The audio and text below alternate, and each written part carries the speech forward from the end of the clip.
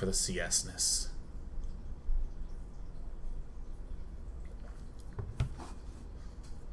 Ladies and gentlemen, welcome to the Counter-Strike Go appreciation video.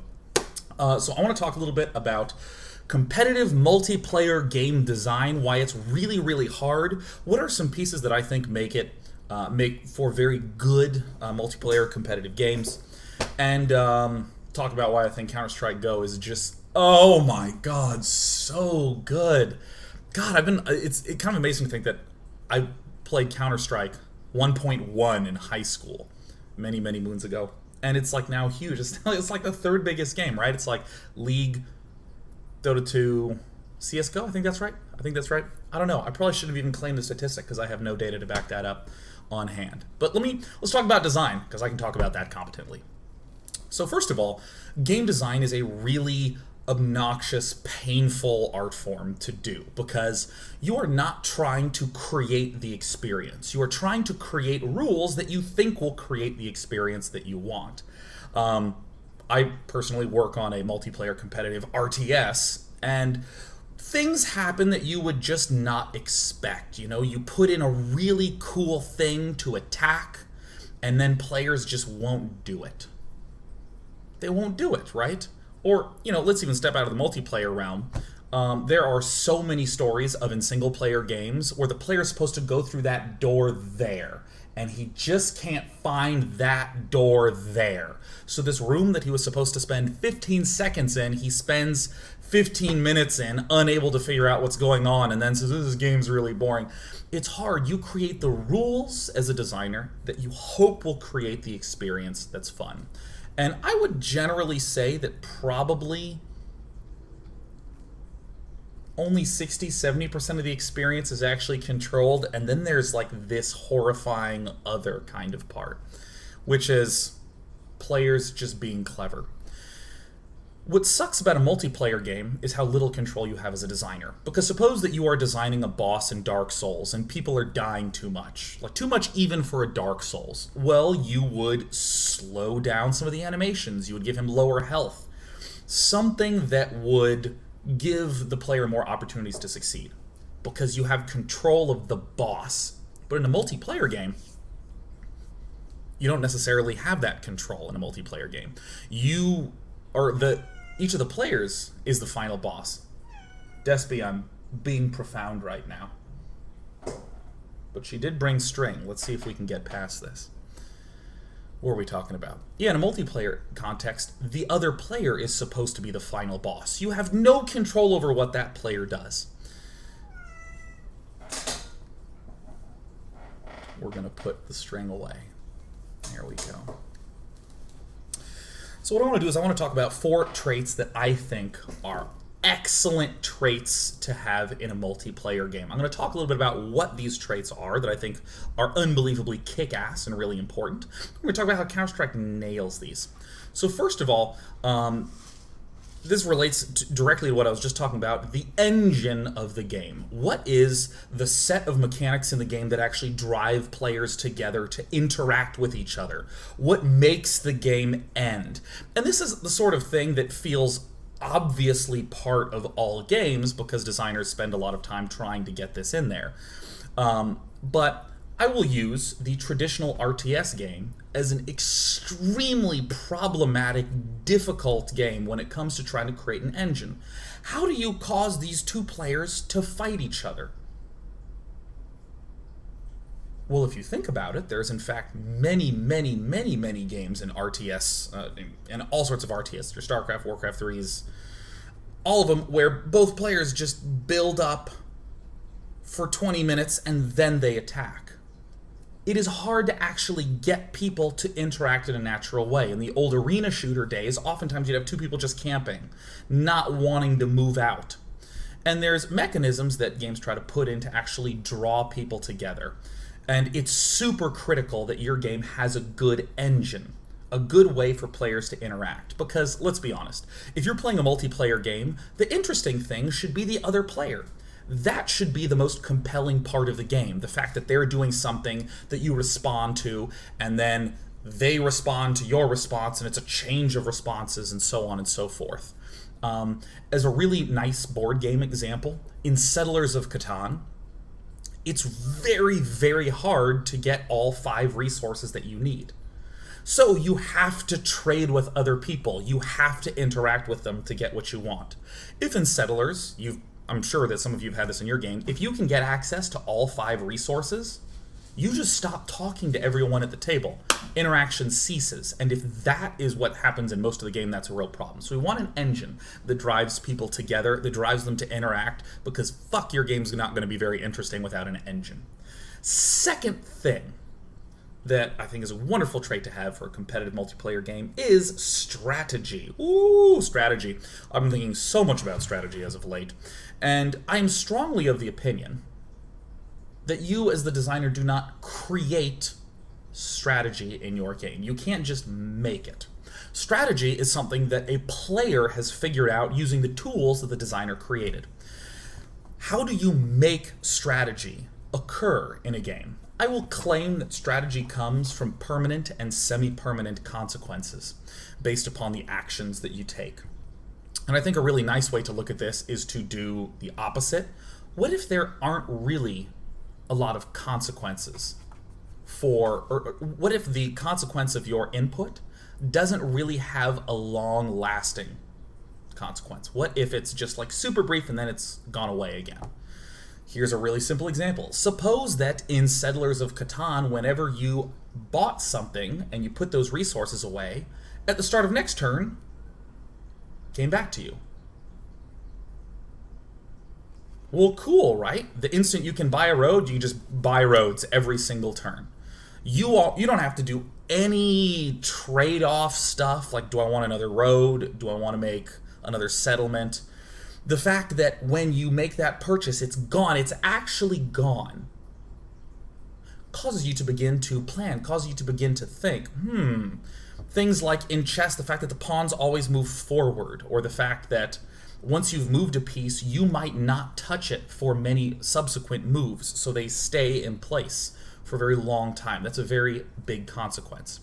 This is another thing that a lot of real-time games struggle with over turn-based games, is in a turn-based game, if you say walk here and all the way forward, and then you are now stuck there until next turn, has a lot more consequence than if you take 2 steps forward in Team Fortress 2, see someone, and then just take 2 steps back. You can sort of pull back. So the movement, like the little tiny subtleties of the movement in something like Team Fortress 2, don't have nearly the same impact as tiny movements in something like a chess. So again, a designer wants to create permanent and semi-permanent consequences for choices in the game. This is my working theory, and I will claim that that's where it comes from. And what's great about strategy is, of course, from a game player's perspective, it is fun to think out and plan. It's fun. You fucking know it's fun, okay?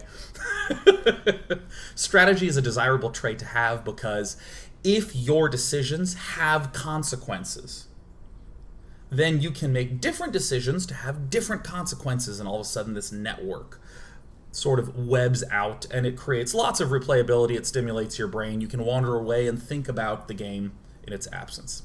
So strategy, very important to have that. Third thing that I think is very important for multiplayer competitive games to have is some sort of executional component. Some component that is not really a choice. You know you want to do it. It's a question of how well you can execute that. Simplest example, aiming, trying to aim onto someone. Very simple, right? Very simple, hard to do task if they're moving, if your gun has a recoil, all that sort of stuff. What are other simple execution tasks? Passing a ball in soccer.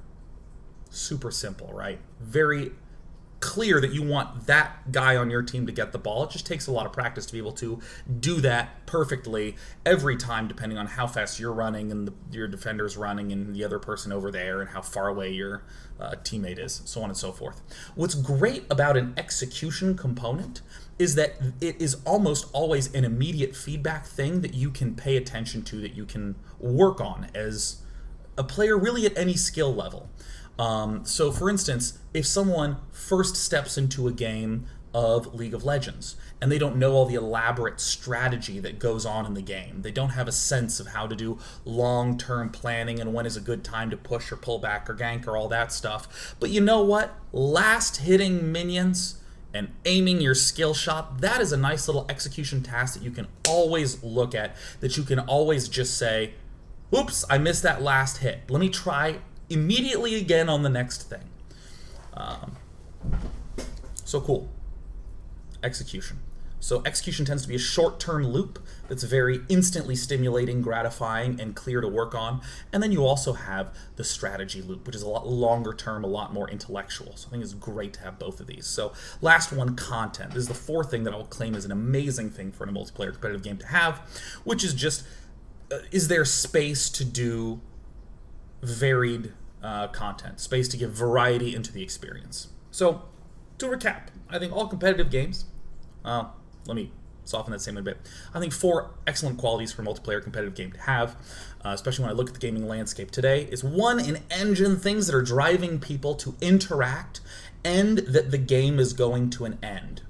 2, a strategic component, something where your decisions have rippling consequences that are permanent and semi-permanent, so that way you feel the impact of your intellectual input and you go, ooh, what are all the cool possibilities I can have? An execution component, an ability to do something skillfully, like aiming, something that is a very tight loop that you can almost always improve at. And last one is this content variety piece. I think I covered everything I wanted to cover there. Cool. So if we then take these, we can begin to talk about games having them or not having them. So, you know, I talked a little bit about this with the engine component. A lot of real-time strategy games struggle to drive people to interact in the first place. You don't want to make somebody fight if they don't have enough units to fight. They want to, like, pull out of that, right? They don't want to engage. Why would you force them together? So it seems hard to try to make that happen in a guaranteed way, and very often it just doesn't happen. Totally has strategy. It's a real-time strategy game. Totally has the execution component, the ability to multitask.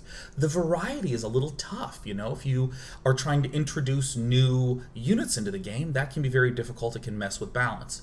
Maps. Okay, well now you're starting to talk about a little more flexibility there. Something like Hearthstone. No execution. There is not a way to aim your fireball better so it will deal 7 damage instead of 6. It is almost exclusively a strategic thing. It's almost all about the decisions that you're making and how you're planning with your cards. There's a very interesting subtle engine that exists in Hearthstone. What is it that causes players to interact? What is it that causes the game to drive to conclusion? It's the fact that each creature you have gets to attack once a turn. Oh my god, that's amazing! What an elegant thing to do. So now you all, like, if there is a 1-1 on the board and nothing else, the game is guaranteed going to end in favor of that person unless the opponent does something. So then all this interaction on the board winds up happening because if there's just one creature there, it will guaranteed be able to remove health from the opponent. Oh! Love it. So subtle, so good. The content, very easy to introduce new content to Hearthstone. So cool. Another game I've been playing a lot recently, Rocket League. Great engine. They are trying to bring the ball to you. The core object to interact with is coming towards you all game long if you're on defense. And then you are carrying it towards them all game long if you're on offense. Strategy, not as much permanent consequence to a lot of the decisions you make. There's absolutely tons of judgment of where the ball's going, how you should position. But it's very easy to get back into the same place multiple times inside of a match. Execution-wise, oh my god, is there incredible depth to the execution of that.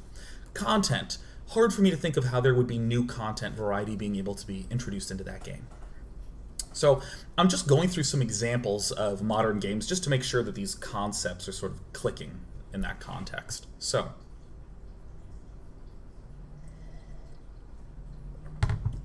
let's talk about Counter-Strike. Now see, I deliberately planned this show to not even really mention Counter-Strike until right now. Because, oh my god, I do not want someone to have to sit through half a game design discussion if they're on /r/global offensive. We need a fast, high-octane clip, and it begins right now. Here's where I'm going to talk about why I think Counter-Strike Go is, for me, the best designed competitive game out there right now. First of all, the engine in CSGO. Holy shit, my computer just went to sleep. Do we crash? Thank God. That was terrifying to me. Let's talk about why I think CSGO is one of the... Why do I keep saying one of the? Why I think it is the best designed competitive game. First of all, the engine of this game is so good. It is such a clear, clean, tight, guaranteed forced loop that happens quickly and cleanly and intuitively. The engine of Counter-Strike is as follows. When the game begins, all people are not created equal. It is asymmetry from the start, terrorist and counter-terrorist. It doesn't even try to do any of this symmetry problem bullshit of saying, both of you have the same objectives, but on opposite sides. No. Asymmetry. And guess what, terrorists? You're going to lose unless you can plant the bomb. There's two choices. There it is. Very quick to understand. Counter-terrorists, you're going to win unless that bomb goes down. If the bomb goes down, then terrorists, you're going to win unless you, counter-terrorists, can defuse the bomb. This engine, first of all, let's talk about it from a functional perspective. It makes you fucking go to the other person. Oh my God, it is such an insidious problem in designing a competitive multiplayer game to just get the people to want to go to each other. That's such a hard problem. But because it's asymmetric, and you just tell one side that they're losing unless they make a series of choices in order to win, they just go. They go to the other person. And all of a sudden, all the things like camping being bullshit, as it was in the many of the old arena shooters, according to people who are, complaining, as opposed to that being some sort of issue that should be looked down upon. Yeah, the CTs, they're supposed to just camp. They're supposed to just defend the bomb site. So clean, so elegant. The fact that there's just two choices, it provides enough to develop a really complex but simple to understand architecture, right? A or B. Cool. The fact that when the bomb plants, the terrorists are going to win unless the CTs defuse it. It means that the CTs get a chance to let the terrorists come to them, and the terrorists get a chance to let the CTs come to them. It's on a timer that's short. I mean, this is not like a 10-minute timer. It's like a 2-minute timer. It's fast. And the fact that it is round-based means that you just get a lot of quick iteration to it. The fact that it is based on rounds means that you are monotonically approaching the end of the game always. Always. I once upon a time recall a StarCraft mode in the original Brood War where it was first to collect 10,000 resources wins the game. And it was like you needed 10,000 resources in your bank. So you'd get close to the win condition and then you would back away from the win condition. And you would get close to the win condition, you would back away from it. No, man, the game is always approaching the end. And you are always interacting with your opponent. Such an elegant, clean system. There's another piece that I think is underappreciated, how the fact that it is terrorist, counter-terrorist, and a bomb, that sort of narrative element to it, helps convey this a little more intuitively. It could have been any sort of mechanism at all. They could have put any narrative. It could have been you need to flip a switch at a thing, and then 30 seconds. It could have been you stand on a beacon in the A site, and after 30 seconds, Team Red wins. The fact that they made it a bomb, like planting a bomb and defusing a bomb, is very quick to understand.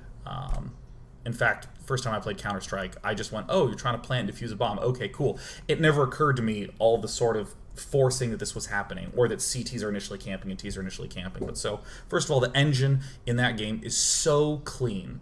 At no point is any terrorist going, God, I don't even want to go try to win this round. Oh, God. If only I could just sit and T-spawn and wait for them to come to me. In a competitive match, at least.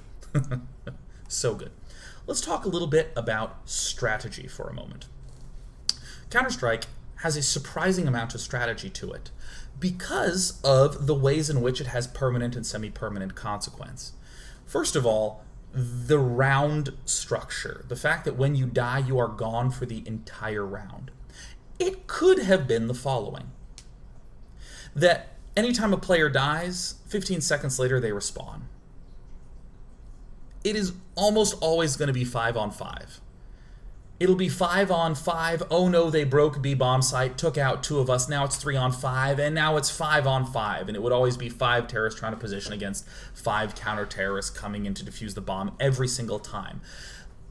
Any kills that happened early, any inputs the player had early, would have no rippling consequence once that bomb was down. They're in there. It's always going to be the same 5-on-5. There's no different texture to that interaction. However, the fact that you are dead for the entire round means that if one person dies, it's a 4-on-5, which is a materially different situation than a 4-on-2, which is a materially different situation than a 4-on-2 where one person there died in B site versus one person there died in A site. It is a really nice way to constantly cause you not only to have different experiences, but allow you to have influence on that experience in a predictable way. So, I mean, this is why in certain areas you'll have someone try to pick. They'll try to advance forward and pick the one guy who might be coming this way, because if this decision pays off, it will permanently have an impact that this person who came at this angle is removed, weakening this particular subset of strategies. Super cool. Super cool how that semi-permadeath causes all that sort of interesting strategy to occur.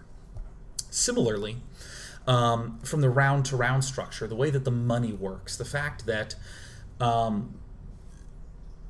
purchases you make now matter on the next round. I mean, I know that this is... Anyone who's played Counter-Strike is like, well, yeah, of course, yeah, you have money that just kind of stays. You know, like, it's easy to get, but the effect is that it just, without you even wanting to, causes you to begin to debate when you want to buy and to look at what everyone else is buying. If in round 1 you buy a Deagle, you can't afford a nice gun and body armor in round 2. If you don't, you might be able to in round 2.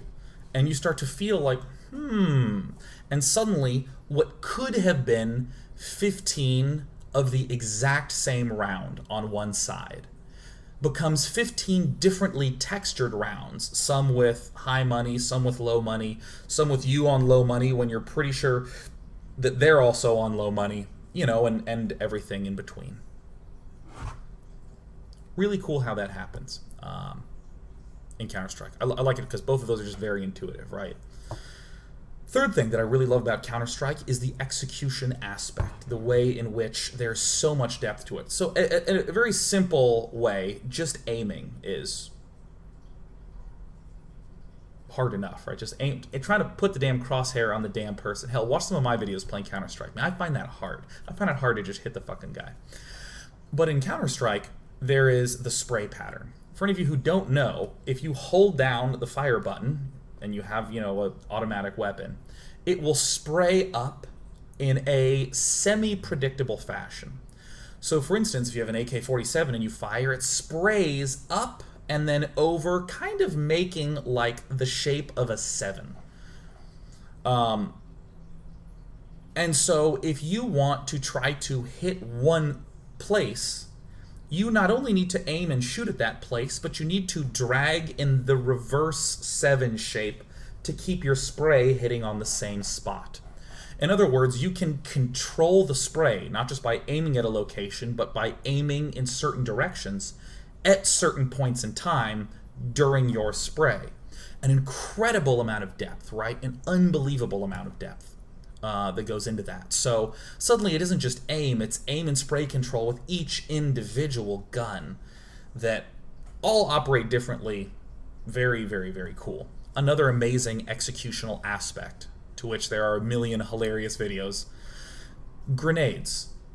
In particular, the smoke grenade. You throw a smoke grenade, it blocks vision of an area, but you can still pass through it. It's an amazing way to zone people out. If you're worried of them coming down a hallway, you put a smoke grenade there, they can't come through.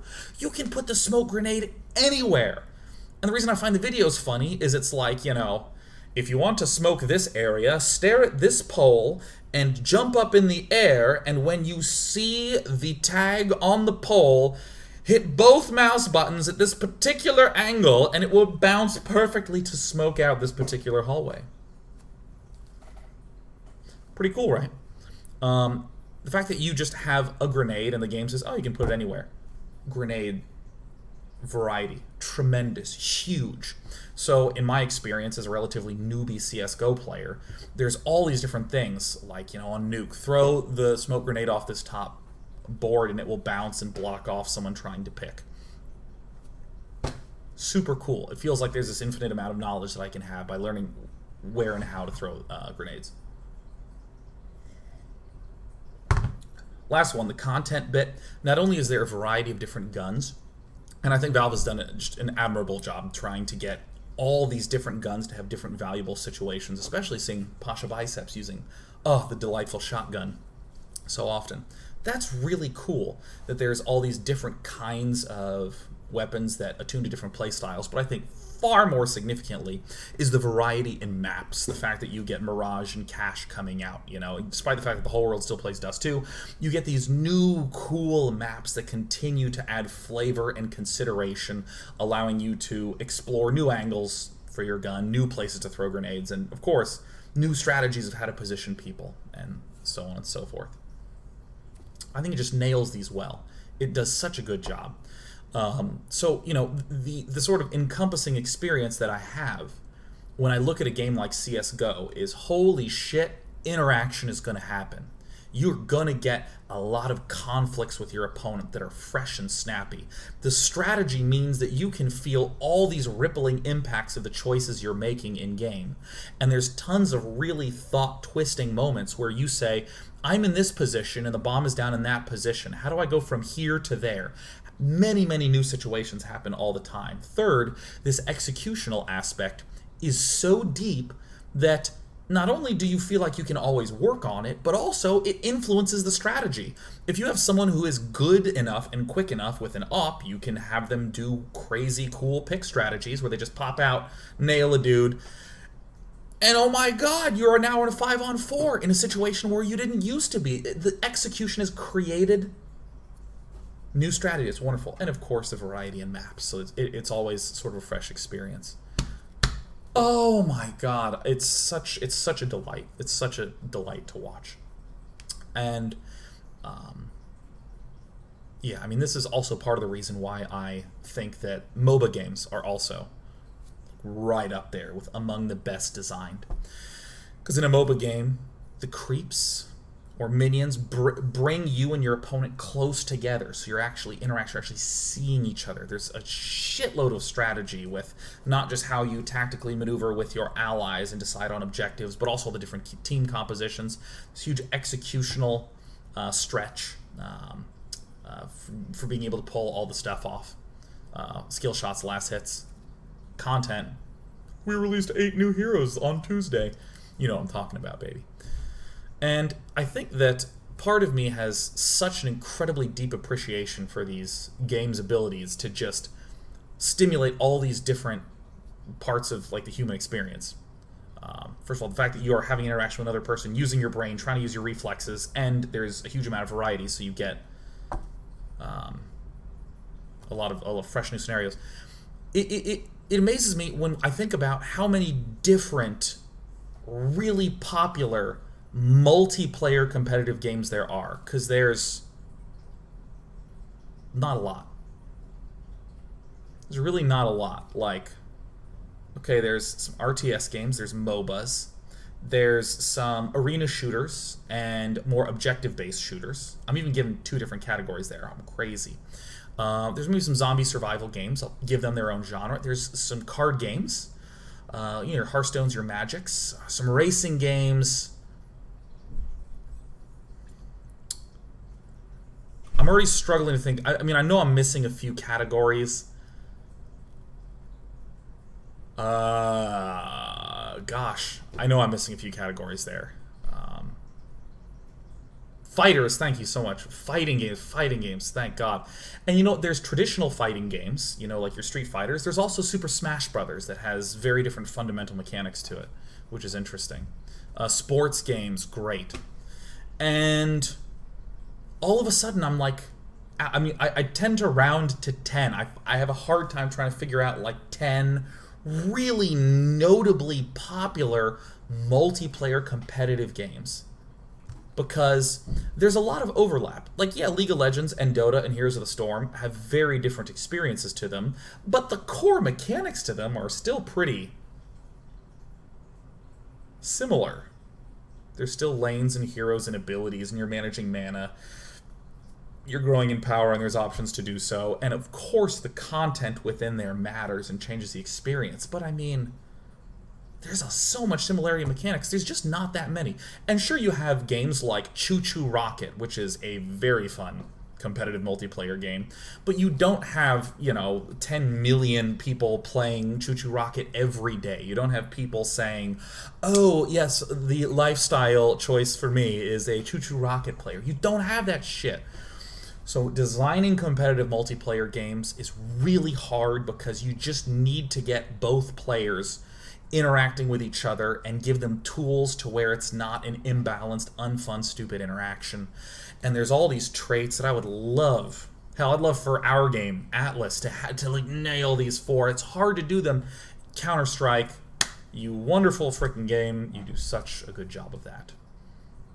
Gosh, so good. So I'm going to go ahead and take a brief break. When we come back, let's do some dating advice. You know what I'm saying? Let's do a little dating advice. Hopefully that was a fun chat for you. Hopefully it was cool.